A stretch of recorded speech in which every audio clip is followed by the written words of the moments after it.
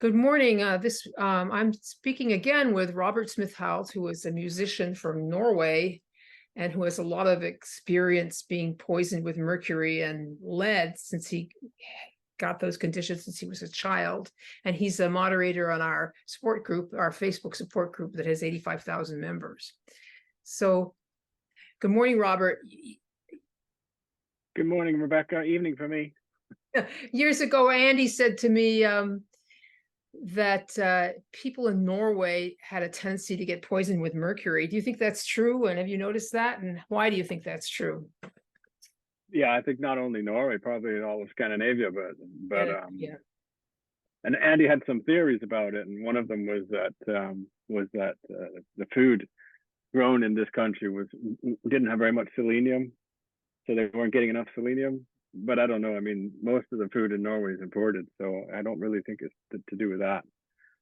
It could be an issue, but could be genetics. But as I experience it, and as I've learned what toxicity is and how it manifests itself, you know, we talked about this before. You instantly recognize it, and I've got to tell you, it's a very long day if I actually recognize somebody who isn't somewhat toxic. That's at a certain point, right? And same here. I wonder if it has to do with being up north and not having much sun and people having bad teeth and all the dentistry. Dentistry was horrific. It really was.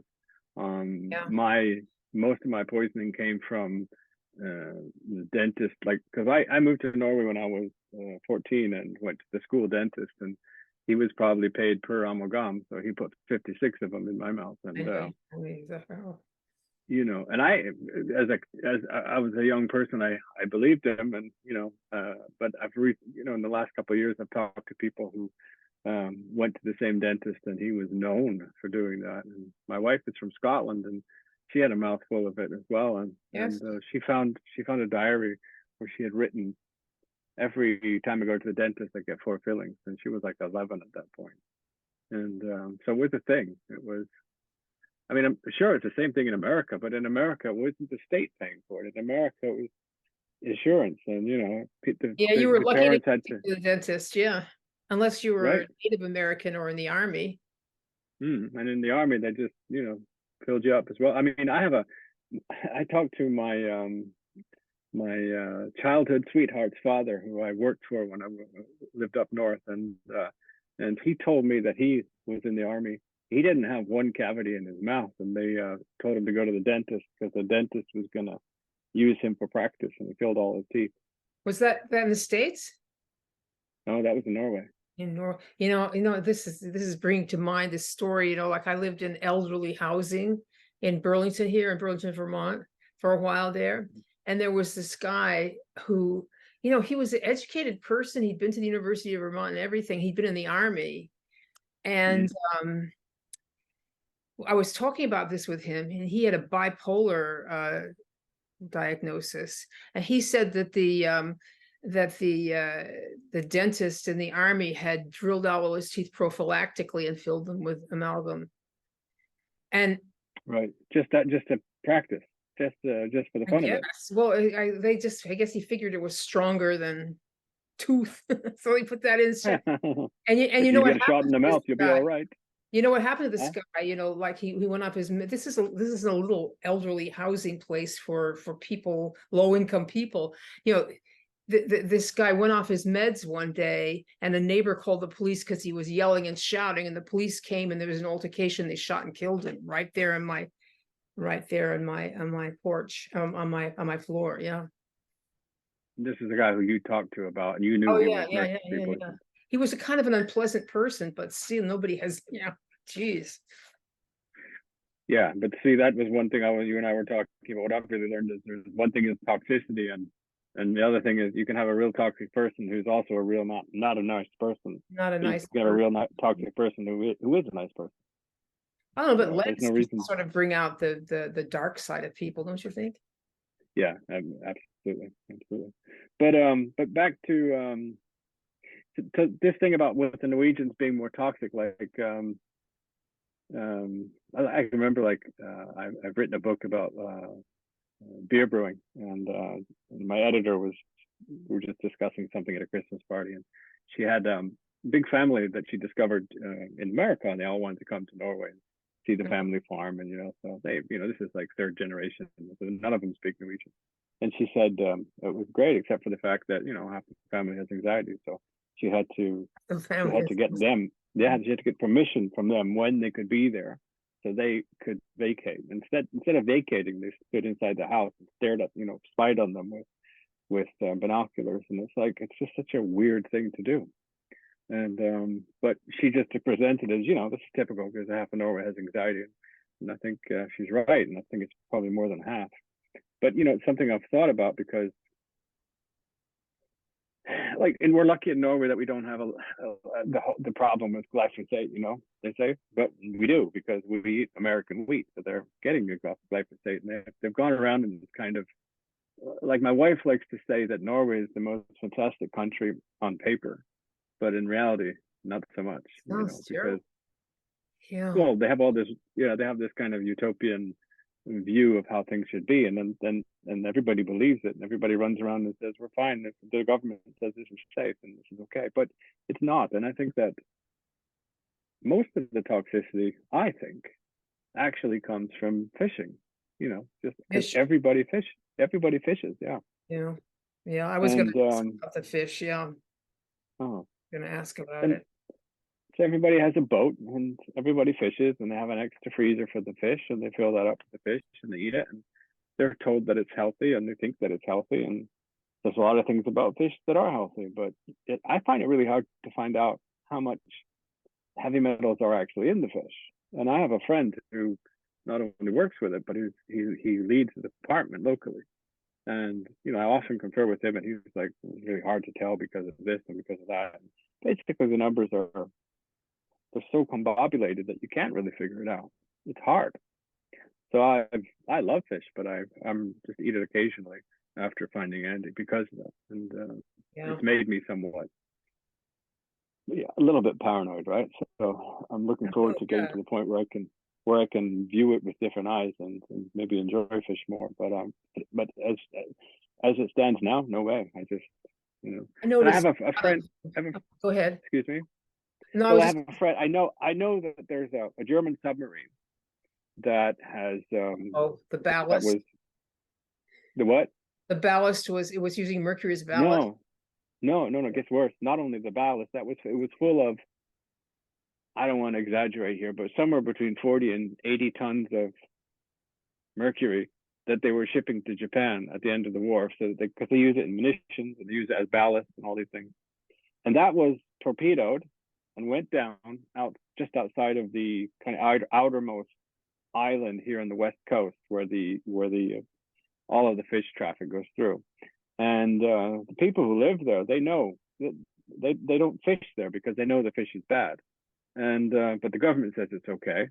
But the government says it's okay to everybody who lives there and everybody who wants to buy their own fish. But at the same time, they're not. There's only two, because this guy works as a diver with fisheries, and he cleans nets. And he says there were only two salmon fisheries allowed there, and now they've also been moved because the values are that high, but they won't tell you how high they are. So we have that problem that in that area it's really high, but that also means it's traveling all over the place, and they have no idea there's a fjord that is just north of here, and somehow all that they say that maybe it's coming from there, but they don't know. But they hadn't been tracking that until about started 10 years ago, and they were like, whoa, there's tons of mercury here. Where's this coming from? And by the time they started doing that, everybody who'd been living there for 20 years, 30 years, thought this is safe. They've been eating. People go there to fish. So there's this kind of kind of a lack of, well, it's a kind of a combination of of suppressing the information or willfully not getting the information, then suppressing it, then not telling the truth, Yeah. and painting this picture that it's safe. So with my friend, this diver, he says, oh, he says, yeah, but didn't you know where I live? It's an island right outside of Bergen, right? So there's a bridge that goes over there, and they're building another bridge because this is like a boomtown area. There's so many houses being built here, and you're building this bridge. They've been planning it for years. Part of the planning was asking him how to remove a submarine that is 150 meters from where the bridge is being built. I'm like, what?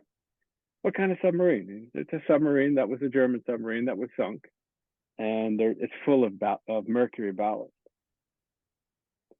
So, and that's, everybody fishes there. All of my neighbors fish right here. Maybe it I hasn't don't. loose yet. Excuse me? Maybe the ballast hasn't come out of it yet.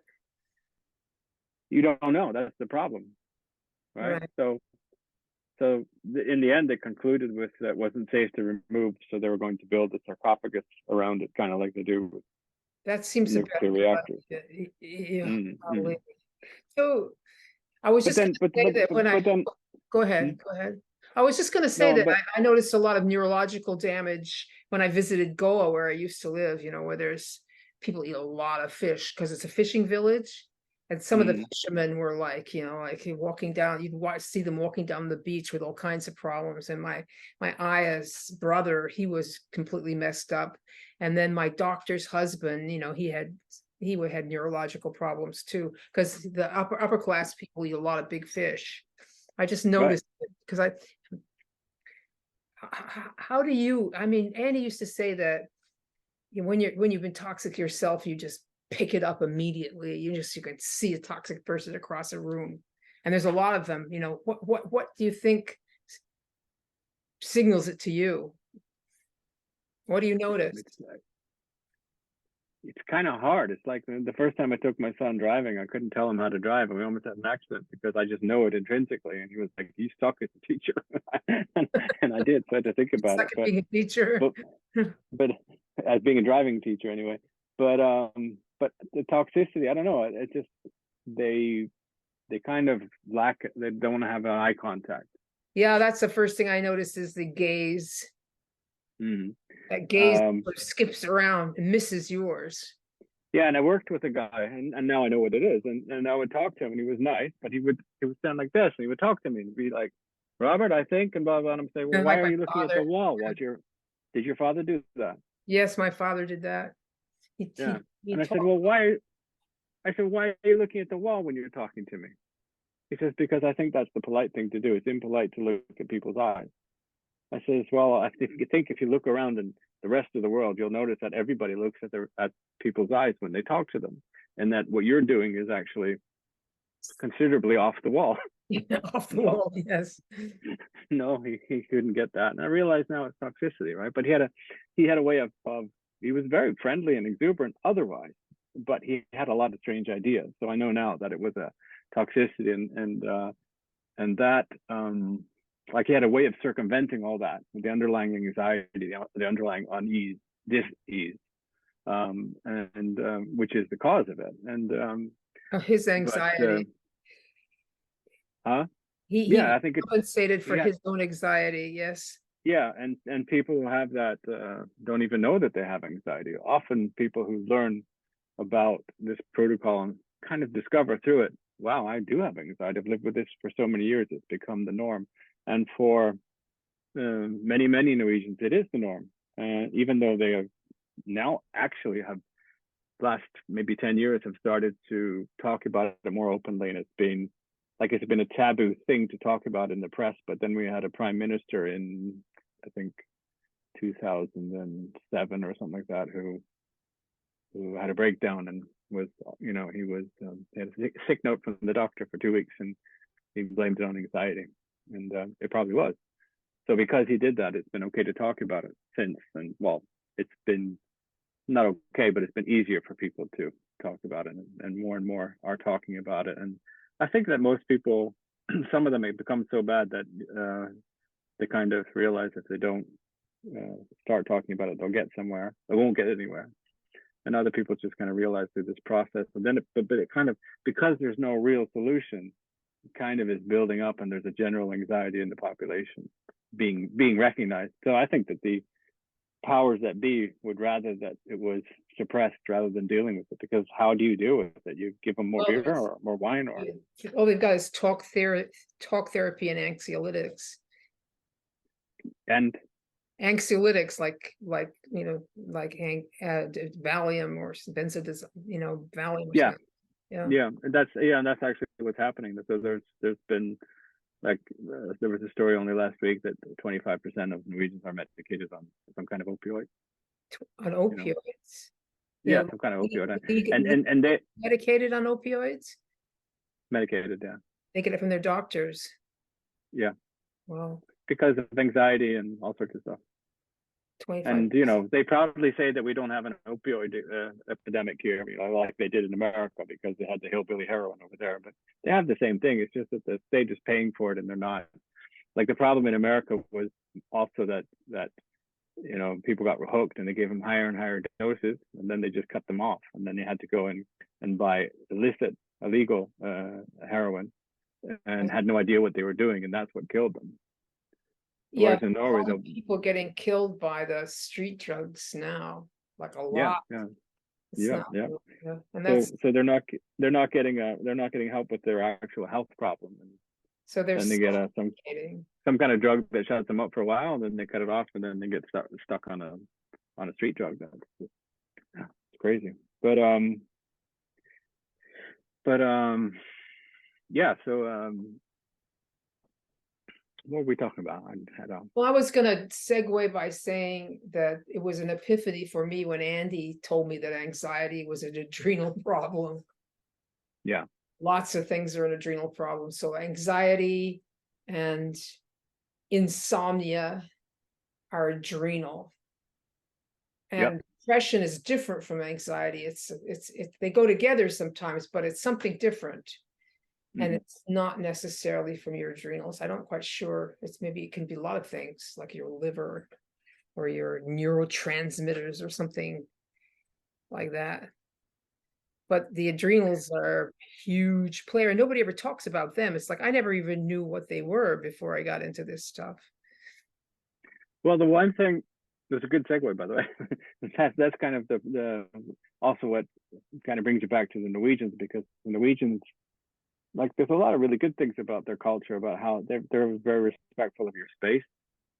And yet, when you're at a dinner party, nobody asks you to send the peas. They just stick their hand out and get it, So they have this kind of weird kind of way of trying to give you your space, but then at the same time, they want their own space, and they can't communicate, so they'll end up doing that.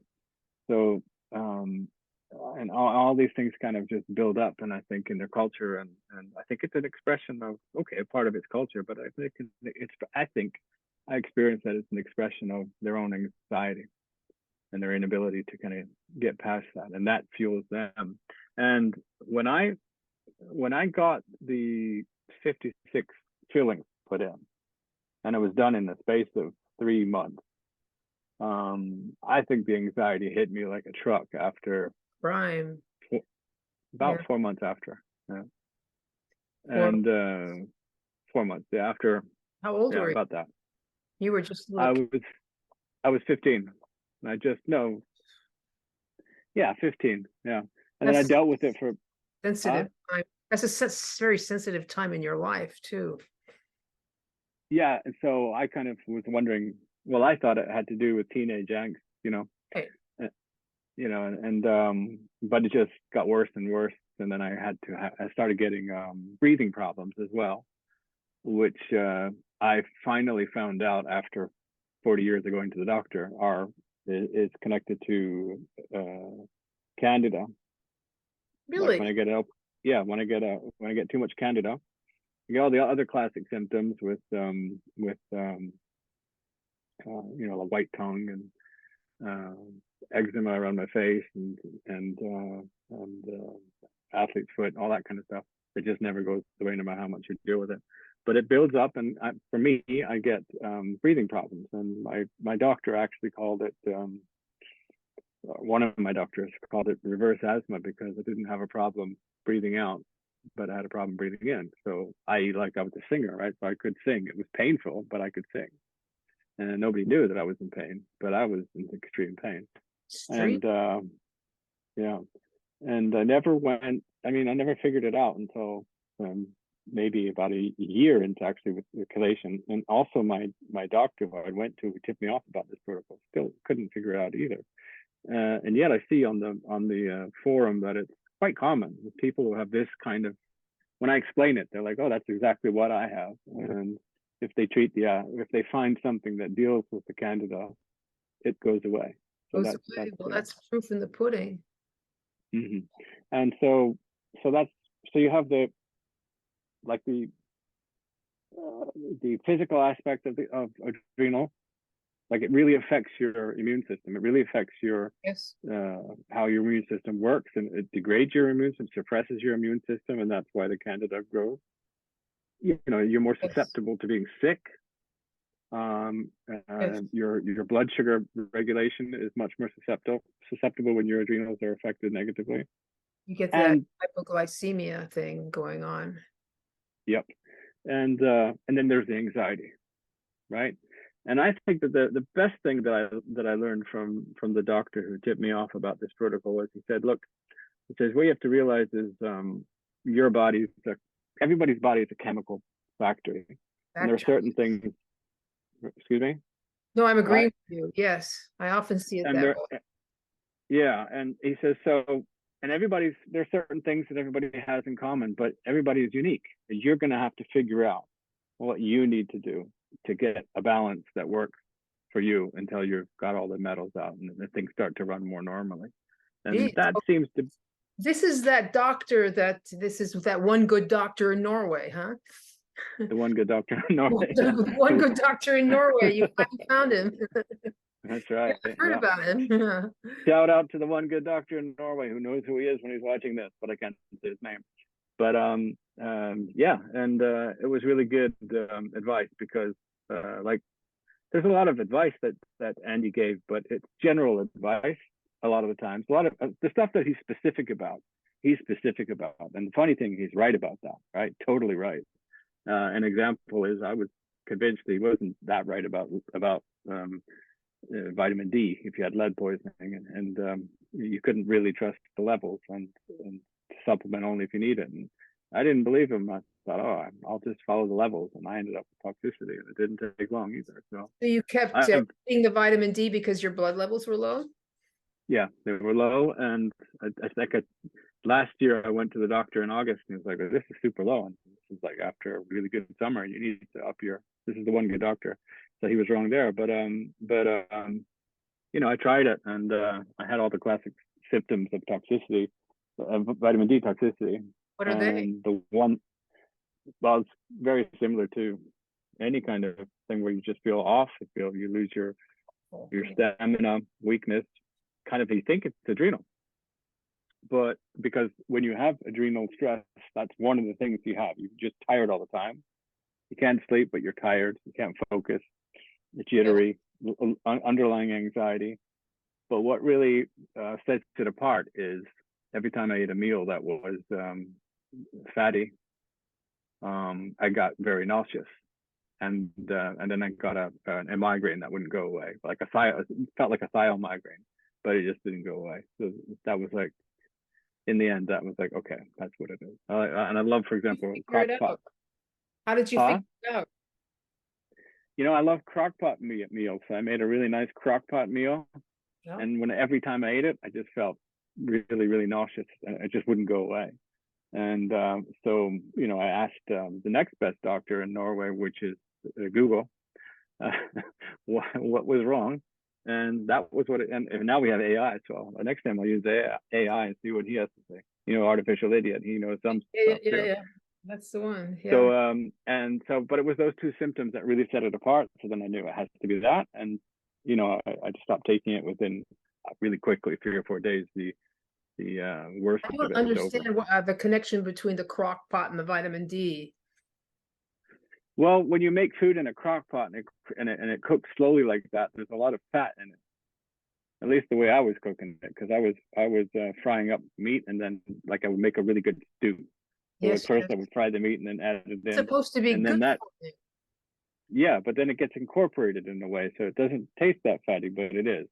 And there's, that's the reaction you get. And when you have too much vitamin D, your body has problems dealing with the fat somehow, and that causes a nauseous thing. But I was reading also the same thing happens with I think vitamin E if you get too much. And I haven't got that at all, so Well, but at I'm least sticking to fat what Ant. soluble ones you can overdose on. I mean, that's well understood.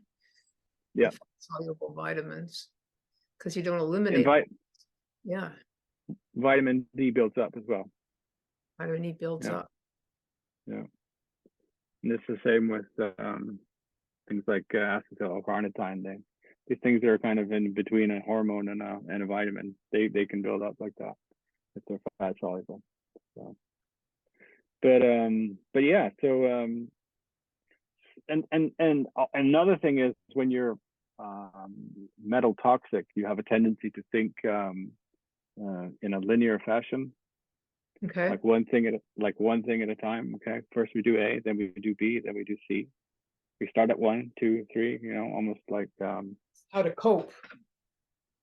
yeah, and it can be a good thing in that you do one thing at a time. But I think that many people, myself included, have had problems in the beginning, or have problems in the beginning on the protocol to address different things at the same time. Like they'll do one thing. Okay, I'm going to do this, and then it'll take them a long time to really understand why I'm supposed to do the core 4, and then it'll take a long time to understand why I'm supposed to do adrenal cortex, or treat this thing until it kind of sinks in. And then it'll take a long time for them to understand why I should treat candida. It took me a long time. Why I should treat candida at the same time, and how they're interrelated. It's not one thing. It's all these different things. Yeah, People are kind of think one thing at a time, because that's how our culture is. Oh, take this, you'll be fine. 2 weeks, you'll be fine. yeah. Yeah, and that's not reality. Yeah, this is really complicated. It's a complicated dance because as you move along in it, things change, and then your needs change, and everything changes. All your Yeah, symptoms can change. You could have a bunch at the beginning, and then they change to something else. And yeah, and there's that thought, like with ACE, a lot of people think, okay, well, I take that, and at a certain point I'll stop taking that because then I'll just have too much adrenaline. But it doesn't actually do that. It makes your adrenal make what you need at any given time. yeah, And like I've never taken the 4-point cortisol saliva test, but like if there's a value in finding out when you need more cortisol, if you should take ashwagandha that lowers cortisol or not, and all these things. But at the same time, there is controversy as to whether it does that. So I've become more of an not advocate of, clear at all what any of these things do to any particular person, and at what time of the day. It's just like, yeah. So yeah, exactly. So my how I see it now is that you should really try to listen to your body. It's hard to do though, because you can be reacting to adrenal things, and you're treating. We think it's candida, so you're treating that, right? You got to kind of treat everything and then kind of discern what's doing what, and that's really hard at the beginning. It really is. and there's also a tendency when you feel horrible to throw Yeah, everything in the kitchen sink at it. Like, I'll do that. I'll yeah, just go into, just start, and then you don't know what helped if something did. yeah. That's right. Yeah. So well, and that's also why Andy said always do one thing at a time. But at the same time, if you do that, you'll never figure it out. So you Takes kind a of while. You have to do one thing at a time. you gotta take some chances too, and be willing to jump on the bus, but also be willing to jump off the bus. And otherwise, you'll Just doing this whole thing is a question of taking chances. I mean, so many people are scared to even try because they don't want to rock the boat anymore because they're so miserable. They don't want to risk making themselves worse. And there is a big chance of making yourself worse, at least a little bit, before you start getting better. And I really understand with the people who have the impaired children, who are so hard to manage. And it's just like, keeping homeostasis in your family is like a full-time job, and anything can knock you completely off the rails into crisis. Why they don't want to try this. Yeah. Yeah, and they're probably toxic themselves and have a lot of anxiety because of toxic themselves. I mean, you never come across a mom who's not toxic, who's got an, like I won't say the words because I'll get thrown off of YouTube. Child, an impaired child, had injured child. They've always been themselves too. I very rarely see someone who that's where it comes from often. So the other words you can't say, which are liquid, in very small pins, maybe they're just kind of start a react, or those products which must not be named, I call them. Yes, those products which must not be named. Like, there's actually not that much in it, but the way it's made to create a reaction, and maybe that reaction is a lot more, a lot stronger and more toxic to people who have underlying toxicity. So it's not very much. I know that my husband had to get like 13 of them to come into the States, like a whole bunch of them. I was terrified. But Andy said, if you don't see anything, don't do anything. Just, it's not that. She said it's not that much, but it certainly is enough to pitch a bunch of kids into dysfunction. Yeah, and I don't have the answer. I'm just, but it's something I think about, because I've listened to a lot of different podcasts with Andy, and one of his stances is it's not very much, but it could be because of the way they administer the vials, where it could be all at the bottom, all the mercury could be at the bottom. I didn't shake it up. Or it could have happened in the factory. And I've worked in beer production. I know a lot of shit goes down in a factory, and so I know what he's talking about. He says it could be like shitloads in that vial. So that's the one side. But because of all the stuff that he's a little straw that broke the camel's back. Yeah, and it could be also that. So I think it's also a combination of that. But because of all the advocacy that probably Andy's done, and also Robert Kennedy, that actually don't use that metal hardly anymore because of that. So they're not admitting it, but as much, no. But the kids are still presenting messed up everywhere. Exactly. So this is my point. Yeah, but this is my point. That this because you've worked with this for so long, and that is that toxicity is handed down in generations. Right. Yes, that's true. Take a while. So whatever. Yeah. So whatever reaction, for Kennedy talked about this on one of his podcasts, and that it's we've been kind of lulled into thinking that thimerosal is the anti or disinfectant or some antibacterial. And it's not. It's in there to provoke a reaction, because they know that the immune. It's a stealth adjuvant. Yeah. Yeah, and so that adjuvant effect is obviously, or unobviously, I think it's creating some kind of reaction which is causing to these neurological illnesses. We can call them that. And the other adjuvants are probably doing the same thing. So I don't think it really didn't help to have all the mercury in it, but it's not doing much good to not have the mercury. I mean, because it's replaced with another metal. But the thing is that when you chelate those kids, they recover.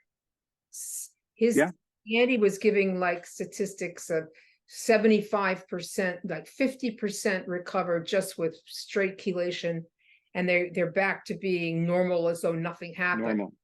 Another 25%, and then that's all they need is chelation. Another 25% they need chelation and some sort of like therapy, something else.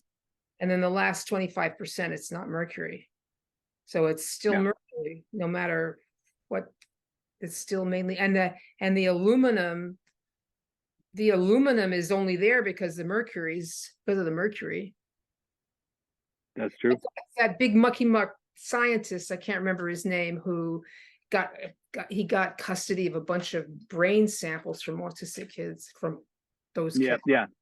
And he Yeah, found mercury, he found, he found aluminum in all of them. that's right. Yeah, Talked to him and I asked him, well, did you test them for mercury? And he said, no, he didn't. because he wasn't getting paid for that. No, he wasn't interested. Or, his thing is aluminum, but it's, so everybody's like off on this aluminum thing. Now kind of aluminum's bad enough. Yeah. Yeah, but I think I think Andy is right in that the underlying problem is mercury. That it's because it's transferred over the generations. I mean, lead is not transferred in the same way, It but doesn't. mercury is. Mm. Well, but also the symptom profile of aluminum is not that. I mean, the range of symptoms these kids have is just like legion. There's so much. It's really Mm. huge and really varied and really complicated. And that's mercury. Mercury's like that, not Yeah, aluminum. Aluminum is like two or three things. yeah, yeah. But they're blaming it on aluminum because that's They- something they can divert the attention. They're, Yeah, they're missing they're missing what you have to do, which is Andy Cutler chelation is what you have to do. yeah, because they don't want people to know that because half the You world think would it's have a to turn plot, they around. don't want people to know that. I have to turn off this heater. I'm dying. Hold on. Yeah. I think that when stupidity and greed can explain things, Yeah, I think it's that simple. Yeah. So I don't think there's a mastermind pulling at strings somewhere, but I think there's a lot of greed fueling decisions that end up stopping people like that, from finding the truth. I mean, only reason Andy found the truth is because he got sick and he had the yeah, he right never would have bothered. academic background. Yeah. He had the right academic background and language skills to figure it out. That's the only reason. He never would have, like, he never even, he just believed what the doctor said about it at first. That's what you do. And when we started to think about it with his background, it was like, wait a second, this doesn't make any sense. Yeah. That's right. Yeah. And even with all the stuff that they're saying to do for the other thing that we can't mention with the mass hysteria and all that, even the people who are saying what they should do to fix it, a lot of this stuff is really bad for you if you're mercury toxic. So Yeah. kind of like a catch 22. Yeah. You mean the current product that must not be named that everybody's been getting? Yeah, that's right. That's boy, that's a laughable. On the face of it, it's just ridiculous. But like a lot of this, the writer Upton Sinclair. I mean, Kennedy keeps calling him Sinclair Lewis, which is Upton Sinclair, Bobby Kennedy, who said that it's difficult to get a person to understand something if his livelihood depends upon him not understanding. Yeah. And that's right. Yeah. Robert talks about that a lot. Yeah. Yeah. Well, yeah. So it's Upton Sinclair who wrote The Jungle, about the meatpacking industry in Chicago. Yeah. Yeah. That's where he has it from. That's the denial, the huge denial that I think plays out in so much of this. So people, they just don't want to take their psyche there. They just shy away from it. So they don't bother. Can't understand it because their safety, their security depends upon their not understanding it. But yes, yeah, that's very true. And I think that's also we started off by you started off asking me about toxicity in Norway, and Norway is like this country where everything looks good on paper, but in reality it's crazy because it doesn't work out. And they say they have the safest water, and they're all drinking this water. I don't know if it's safe. They're not testing it. They just think it's safe. It could be full of lead for all I know. I mean, I know mine isn't, but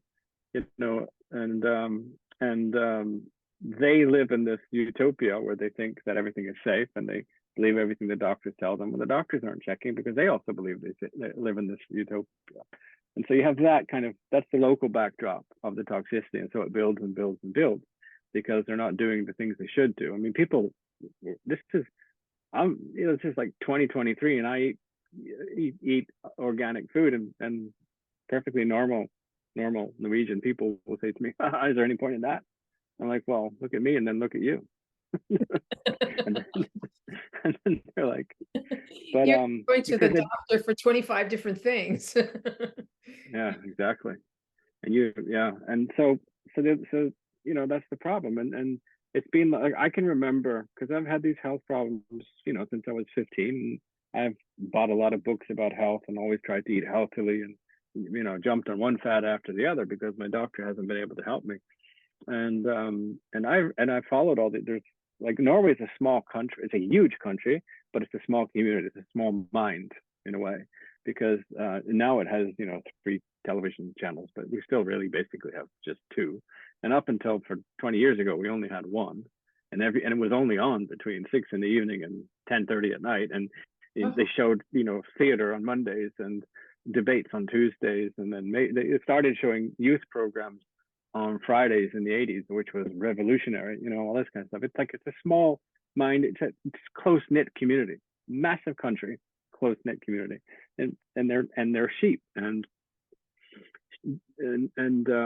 there's a lot of good sides of that. You feel that you're part of a larger community, this massive country, and yet there's so many things that are the same, and it's nice in a lot of ways. It's like living in a tiny village in a massive country, so they would have all these debates and everybody's watching it, and I remember, like, I had discovered that I reacted really badly to MSG, monosodium glutamate. And there's this professor, and he's telling everybody, stop eating supplements, start eating just proper food, and you can eat MSG on anything you want. It's naturally, actually, you'd die if you didn't have MSG.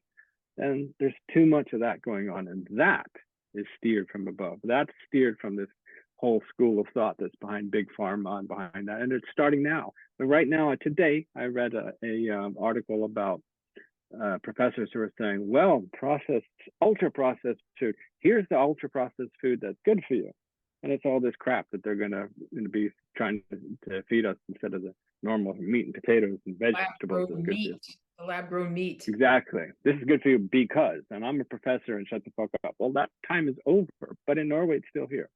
It's like, I listened to, can't remember who it was a podcast, and they were talking about Graham Hancock.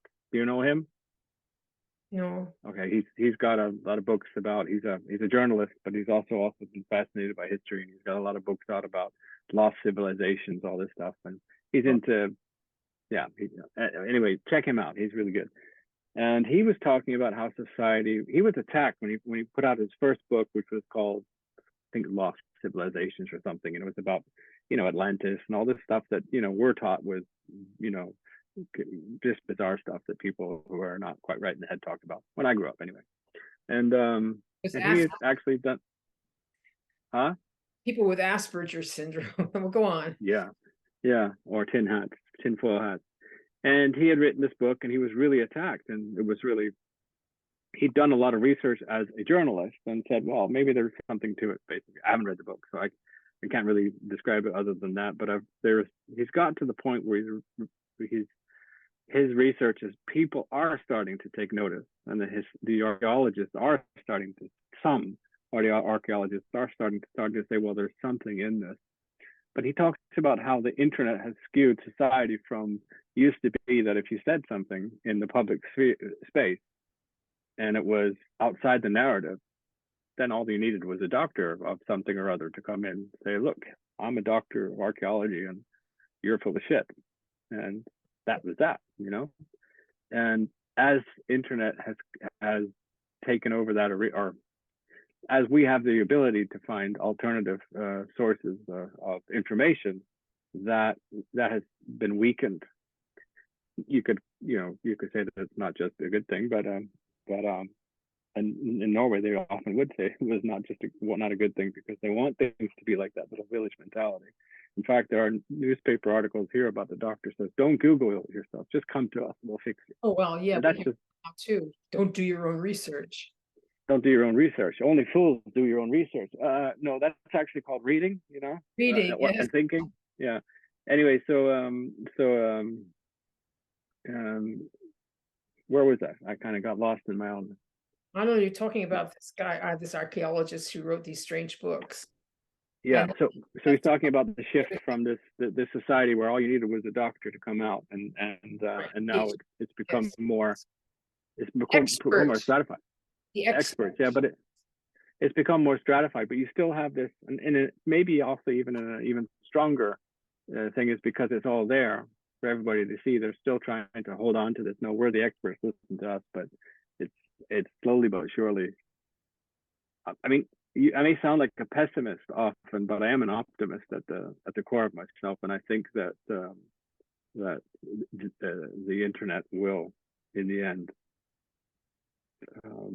change things in a positive way. In that more information will be available. People will start to realize that they have to take responsibility for their own health, their own life, their own community, not be the passive child doing as the government says, the doctor says. And I experience a lot of Norwegians like children. I'm a good boy. I'm going to do what the government says. I'm going to take the shot. I'm going to go and take this shot. I'm going to go do that. I'm going to, and they're just like living like very unhealthily. And no, I'm doing what the government says. And well, why am I getting sick? What did I do? And it's like, oh. Is there an epiphany that hits at some point, when the paradigm like shifts under the weight of its own contradictions, and suddenly, boing, everybody, oh, that happens all the time. I'm sort of waiting for it to happen with this stuff. It happens all the time, but not so very much in Norway. But I mean, yeah, it does slowly, but might happen. Not that fast. The States is kind of anarchic in a way, Yeah. So it happens there quicker. And I mean, I watched an interview with a politician who had since the interview become much higher, a minister of something or other. And he was used as a hitman in 2009 to make fun of somebody who was against the swine flu jab. Norway was the most jabbed country in the world. And the guy was, I went back and looked at the interview, and the guy was just saying, well, we don't have enough science. Not telling people not to take the jab. What I'm trying to say is maybe look at the severity of what you're taking the jab for, and your chances of getting through this pandemic with or without it, and including that we don't know anything except for that 6 months after the swine flu was introduced, we have a jab. I didn't know it was 6 months, but I found that out the other day. And they just laughed at him, and they said, you're a conspiracy theorist, and ha ha ha, this is so funny. This comes from America. This is a new America. Those. Yeah, everything bad comes from America when we're going to laugh at it. Everything good comes from America when we're going to do what we're going to do. So it's just a way of a kind of it's a power dynamic that because of what's happened now, I don't think they would go that far. I don't think they would dare, because they would look like the fools doing it. They actually look like a fool laughing at one of their own voters for just saying, I'm not a conspiracy theorist. I'm just saying, look, we don't have any information here. That's all. And we have a website, and you can get your information there, and you can read it. You can submit information. That's all we're saying. Why don't you do the same? And that's why there's this hysteria to crack down on free speech on the internet, because it's just sort of uncontrollable, and that freaks out the control freaks. Yeah. It does, and that's why it could still go the other way, but I am an optimist in the end, and I think that it could go towards totalitarian control. You mean the other way? Yeah. That never lasts very long. That just, you can't keep that up for. I mean, it can go for a while, but it can't. You can't keep it up. And Elon Musk having bought Twitter and what he did there, and I think that's really made a lot of people start thinking. Yeah, I bless Elon Musk. I really like Elon Musk. I don't know why, but he provided Starlink for me, which made my life possible. In Jamaica. Yeah. Right. Speaking of a place, like I was wondering, can you go to a place in the world where people aren't toxic?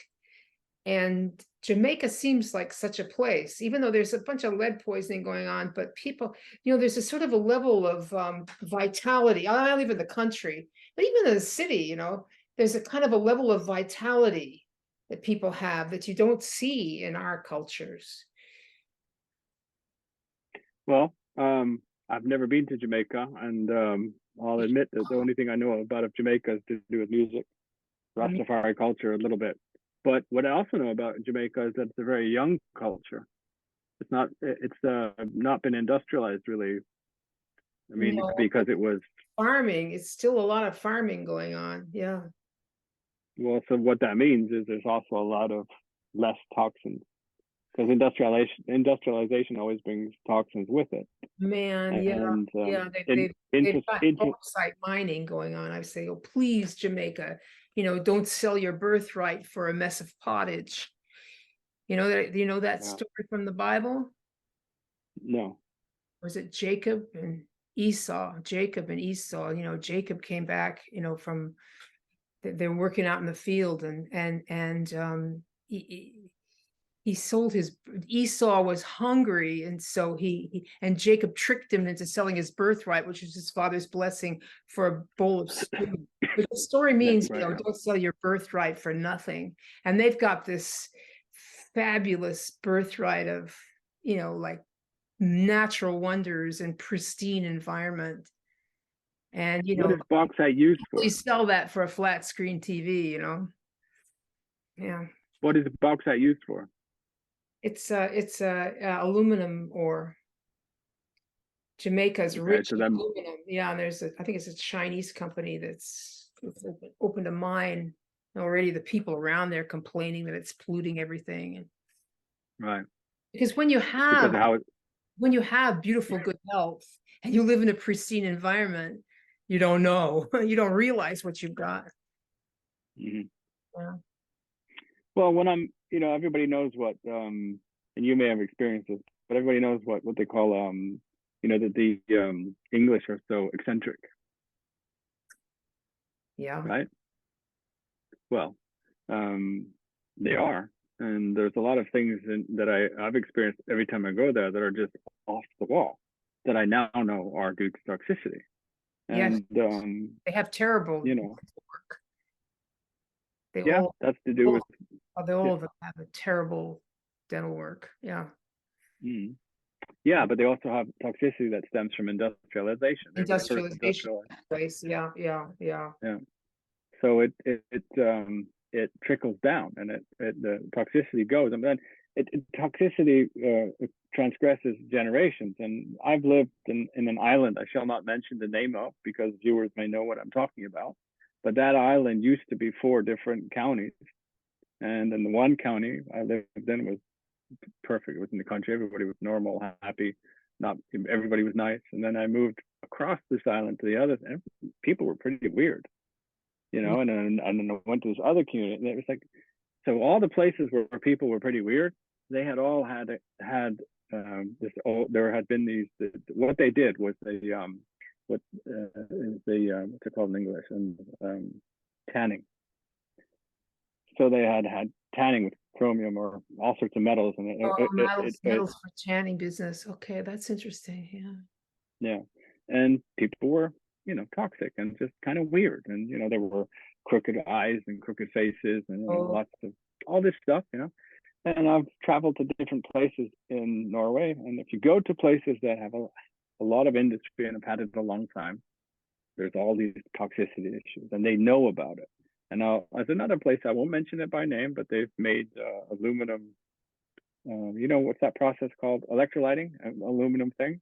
electroplating, it's called, I think. Electroplating, yeah, and they have there was a Galvanizing. doctor Galvanizing. galvanizing, and Yeah. they use high energy magnetism to do this, or electricity, and all these health problems in the workers were surfacing that are due to toxicity. And a doctor figured it out, and they fired him and shamed him and ended his career and all sorts. Yeah. I have a friend who has a report. It's a real thing. So it's a mix of money, greed, suppressing people's suppressing information and distorting reality, and the people living in that environment and surviving, and then having children, and they're having this stuff. So it's handed down. So whether it's a person at the top just controlling or not isn't the main point for me. Is that it's happening, and there are people who know about it, and they should do something about it. That's one of my main motivators to talk to you on these podcasts, just to kind of have a general conversation about it. Yeah. You know, another place I thought about a lot is Paris, which is the most dropped beautiful city in the world. You know, when I go there to visit it after being away a long time, it's like, you know, like this place is breathtakingly beautiful city. But everybody is so bad tempered, you know.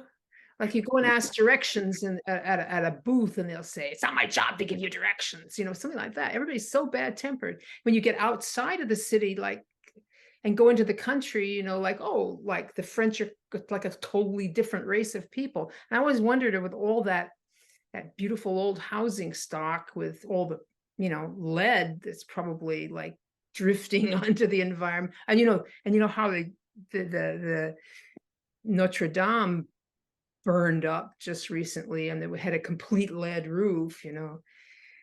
It Yeah. did, yeah. I forgot about that. Yeah. But So there's what happens nothing when that? that makes Wow. Well, that's good to another me. thing is I don't know very much about. I've never been to Paris, but I've been to London, and so I've read several times about London, and that is that the lead levels in the topsoil are the same. It's not even, it's still there. Yeah, just still there from burning all that. Well, all that coal would be mercury too. Like the whole place ran on coal. Everybody had coal fires for a long time. Yeah, whole of Great Britain, London would have had a lot more lead because of the lead in gasoline. So the articles that I've read have focused on, well, we stopped using leaded gasoline, I think in '86 or something like that. Yes. So why is it still there? But it must be, there must be new lead coming off the paint, Maybe because because everything's paved so much, it can't filter into the ground. Because yeah, that could be also. these things would they're heavy, you know, you think they'd filter down through the ground with rain eventually and go back to wherever the hell they came from. You know, They do, yeah, they generally do. they genuinely do, yeah. Mm. So so there must be somewhere it's coming from. Like it must be coming from somewhere else. They haven't figured it out what it is, but they Okay. aren't toxic like that. Okay. So it's should be gone. You know. Well, I hope it's gone from around here when I think there was a crematorium right down the bottom of the street. But yeah. Well, that would be mercury. The lead. Well, there would be Yeah, some lead too. Yeah, you're right. lead. But I mean, yeah, the houses around here are all, you know, lead city. I mean, you'll still see houses where the lead paint is just peeling off and flaking into the environment. There's one right up the street here. how? Okay, so if it flakes off and goes into the environment, then that's a source of lead, right? That'll be in the ground. Well, I think it's blowing around and it's powdery and you know, I wouldn't want to live in that house. Yeah, yeah.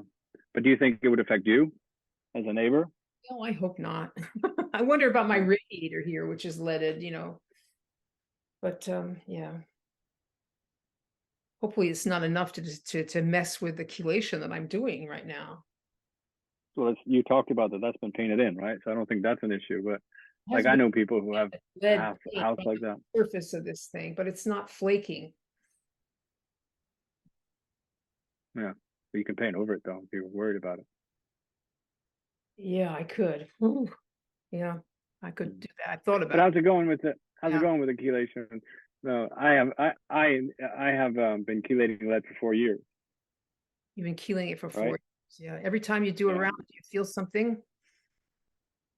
No, in the beginning I did. So Now you've gotten to the stage where you're just doing the every month, give it a whirl. well, this is the thing. I thought I was right because when I did the lead, I did because I after I had the last speck removed, I did 3 months of the lead. It ended up 14 rounds, and there were, as we've talked about before, spectacular results of that. And then I felt, but there are certain, like lead exacerbates mercury, and there are certain symptoms that are pretty much the same. So it's hard to differentiate. But I had two that were very, very clearly lead, and three. One was I get a kind of fuzzy, warm feeling in my head that's not good, and it feels like it's a pressure. And the other is that I search for words. We've talked about that before. Like, oh, Oh, what was I I thinking searched about? for words to the point where Right? somebody should go back to Jamaica and get in the sun after watching my interview with Tressie. Yeah. Yeah. And sense of direction, a really bad sense of direction. Well, I always thought it was just mercury. Yeah. Could be. So that could be that. Yep. But also, I usually get a little bit better on the piano when I'm on a round. And and but I hadn't You do because around, of even now you can play the piano better? a little bit, yeah, every single round, yeah. And it's both. Well, we can talk about in a minute. Remind me to talk about that afterwards. I'll explain how that is because that's important also for another thing with mercuriculation. But because I think those two are intertwined. But so then what happened was, okay, so 14 weeks, and every 2 weeks I could feel these symptoms coming on after 2 weeks. Then it turned 3 weeks, so I could feel them coming every 3 weeks. Then it turned 4 weeks, yeah, so I could feel it was coming every 4 weeks. So Andy was right about that. It's kind of you feel the symptoms, and he says it abates and it abates.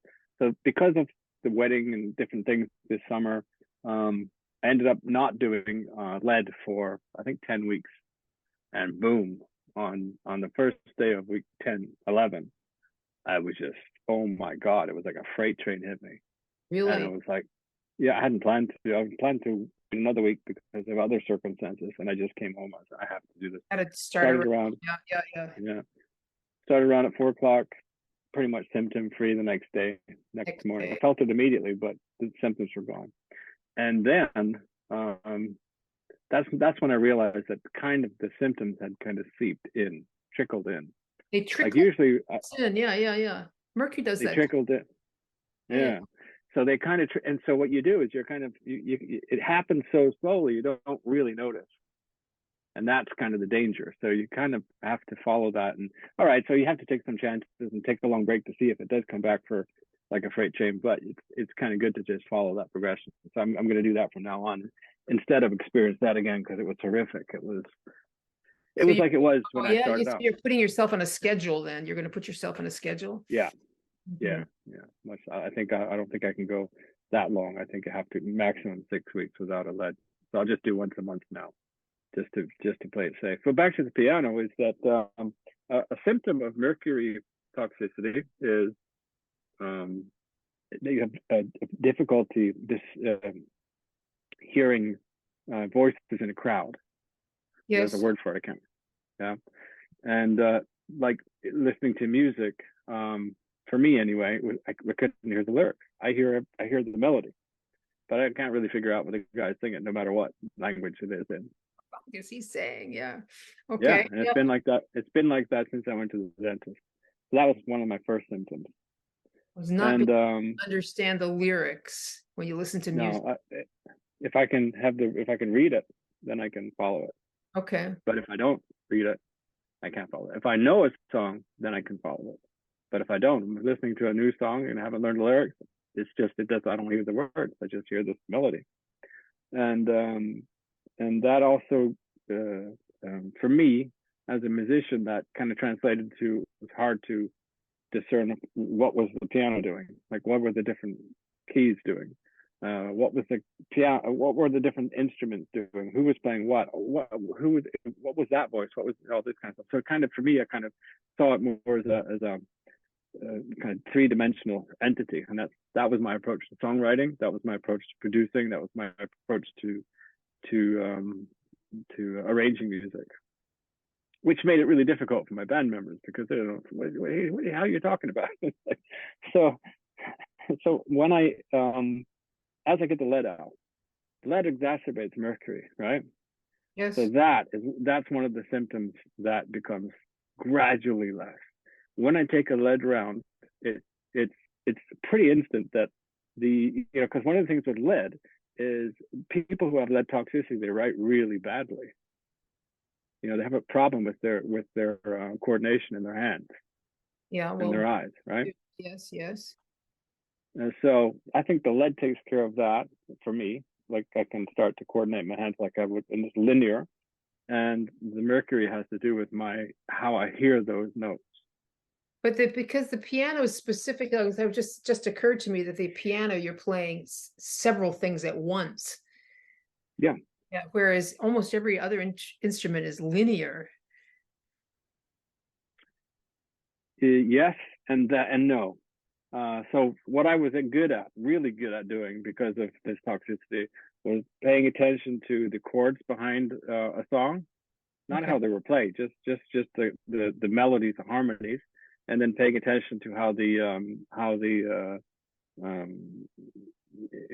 what's it called, the Melody. the melody goes. The melody Yeah. goes on top of that, because I couldn't hear the words, so I'm not listening to the lyrics. I'm listening to what is that guy singing? What melody is he singing? So that's what I'm good at, because I've done that for my whole life. And when I play guitar, it's kind of, I do all these different shapes and all that, but for me, I'm just after that accord, and I can play around as long as it sounds okay. Then it doesn't really matter what I'm playing, and I make up my own chords that way. But when you play a piano, it's linear in the way that you play up or you play down, right? But it's non-linear in the way that you play one rhythm here and one rhythm there, and then you're creating all these melodies. You're all doing something different though. At the Yeah, same. yeah. And so I think that the lead helps with the coordination, getting the lead out, and getting the mercury out helps with hearing what's going on, because it's literally not hearing it. Because one of my favorite pianists to listen to is Glenn Gould, Yes. and so I use him as my chelation alarm, and I listen to him often, and I watch him often, and it sounds different, totally different now than 4 years ago. Because now when I'm listening to him or watching him, listening at the same time, I can see and hear what he's doing with both hands. Before it just kind of is, it's hard to explain, but it just presented itself as kind of one thing, which sounded fine. It sounds great. I liked it, but there's no way in hell that I would be able to figure out how to do that just by listening to it, because it presents itself as a geographical, kind of unit to me. I sure would be grateful if I could, like from doing this, like my ability to concentrate or to would improve. I'm doing an online course in anatomy and physiology, and it's like you have to read everything 3-4 times. Maybe that's the subject Yeah. matter too. Yeah. How many rounds have you done? How many rounds How many of rounds? lead? Oh my minute, 9 or 10 or something.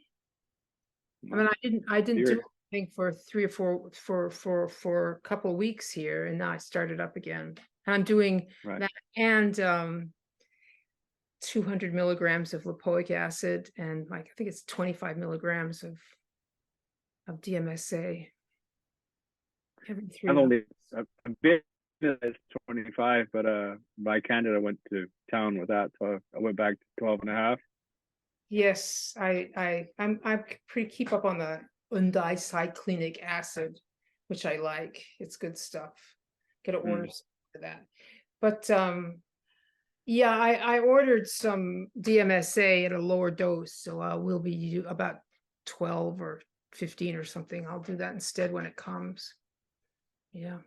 We've been talking a long time. But with me, Go ahead. Go with your one final last thing though, with me, that just that about the DMSA with me, I didn't really feel like I felt different chelating, but I just felt an effect of chelating. But it was at round 14, it just said boom. And I think that's when okay. the lead that had been accumulated in the blood was just cleaned out. That was the moment. Well, I wouldn't mind to have a boom moment. Yeah.